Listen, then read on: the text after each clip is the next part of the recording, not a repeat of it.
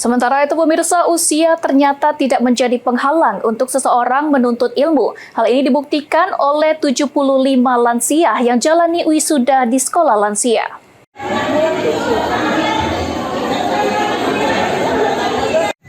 Pak Nabi sudah.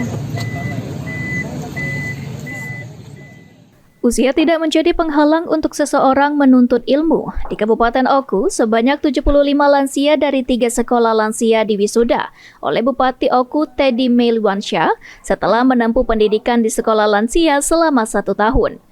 Peserta wisuda sekolah lansia terdiri 40 siswa sekolah lansia dari Desa Batu Putih, Kecamatan Batu Raja Barat, 20 siswa sekolah lansia Desa Marga Mulia, Kecamatan Sinar Peninjauan, dan 15 siswa sekolah lansia Desa Batu Marta, Kecamatan Lubuk Raja.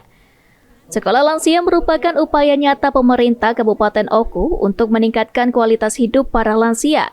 Teddy berharap para lansia dapat jadi lebih mandiri dan produktif, serta bermanfaat dalam masa tuanya baik dalam keluarga maupun di tengah masyarakat. Sudah, Bapak Ibu para lansia di Sekolah Lansia Kabupaten Oku tahun 2025. Ini adalah angkatan pertama.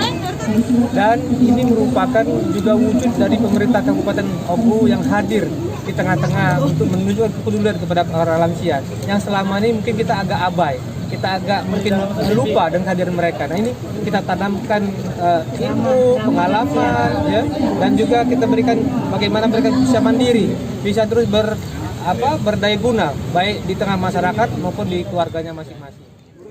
Sementara itu dikatakan Kadin DPP KB Oku absen di sekolah lansia. Para lansia diajarkan tentang kesehatan, olahraga, dan kegiatan yang lainnya, dengan tujuan agar para lansia tetap sehat, mandiri, aktif, dan produktif di usianya.